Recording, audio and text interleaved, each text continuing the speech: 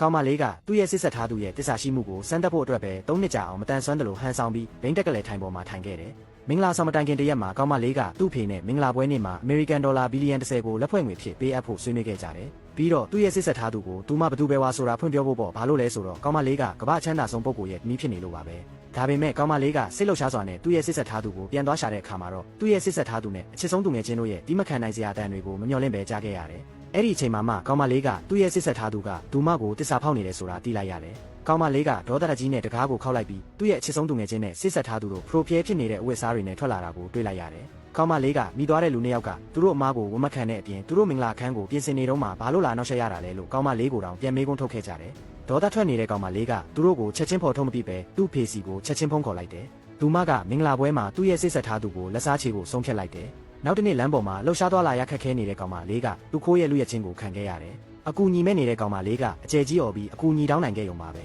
ကံကောင်းစွာနဲ့လူတစ်ယောက်ကအချိန်မီရောက်လာပြီးသူ့ခိုးကိုတားဆီးပေးခဲ့တယ်သူကကောင်မလေးရဲ့အိတ်ကိုပြန်ပေးခဲ့ရုံသားမှကတခြားကူညီတွေလိုအပ်သေးလားလို့လည်းမေးခဲ့တယ်ဒါပေမဲ့ကောင်မလေးရဲ့အဖြေကအဲ့ဒီလူကိုအံ့အားသင့်သွားစေခဲ့တယ်ဘာလို့လဲဆိုတော့ကောင်မလေးကအဲ့ဒီလူကိုသူမကိုလက်ထပ်ဖို့တောင်းဆိုခဲ့လို့ပါပဲဆက်စုကျင်စိတ်ကြောင့်အဲ့ဒီလူကကောင်မလေးရဲ့တောင်းဆိုမှုကိုတကယ်သဘောတူလိုက်တယ်ဒါပေမဲ့ကောင်မလေးမသိခဲ့တာကသူမရဲ့ရှေ့ကမျိုးသားဟာတကယ်တော့တခြားလုပ်ငန်းစုကြီးတစ်ခုရဲ့ဥက္ကဋ္ဌဖြစ်နေတယ်ဆိုတာပါပဲမကြခင်မှာပဲမင်္ဂလာဆောင်နေ့ကိုရောက်လာခဲ့တယ်ကောင်မလေးကမိုက်ခရိုဖုန်းကိုကင်ပြီးအဲ့ပရိသတ်အားလုံးရဲ့ရှေ့မှာဒီနေ့သူမရဲ့စစ်ဆက်ထားသူကိုစွန့်ပစ်တော့မယ်လို့ကြေညာလိုက်တယ်လူတိုင်းအံ့အားသင့်သွားကြတယ်ဒီအချိန်မှာစစ်ဆက်ထားသူရဲ့အမေကစင်ဘောကိုအပြေးလွှားတက်လာခဲ့တယ်သူမကကောင်မလေးကိုသူ့သားကိုစွန့်ပစ်ပိုင်ခွင့်မရှိဘူးလို့ပြောပြီးဒေါသတကြီးနဲ့စူပူချင်းမောင်းခဲ့တယ်ကောင်မလေးကသူမကိုရဲစရာကောင်းတယ်လို့ထင်လိုက်တယ်သူမကအဲ့ဒီအရှုပ်တော်ပုံကိုဖွင့်ချတော့မဲ့အချိန်မှာပဲစစ်ဆက်ထားသူကရှေ့ကိုအမြန်တိုးလာပြီးကောင်မလေးကိုတားဆီးခဲ့တယ်ပြီးတော့သူကလူတိုင်းကိုသူတို့သမီးစစ်ကတကယ်တော့ကောင်မလေးရဲ့ချစ်ဆုံးသူငယ်ချင်းဖြစ်ကြောင်းပြောလိုက်တယ်ဒါပေမဲ့စစ်ဆက်ထားသူရဲ့စကားဆုံးတာနဲ့ကောင်မလေးရဲ့ချစ်ဆုံးသူငယ်ချင်းကယုံကြည်မှုအပြည့်နဲ့ဝင်ရောက်လာခဲ့တယ်သူမကကောင်မလေးပေးမှရက်ပြီးကောင်မလေးကိုအမေရိကန်ဒေါ်လာ3သိန်းပေးဖို့ကြိုးစားခဲ့တယ်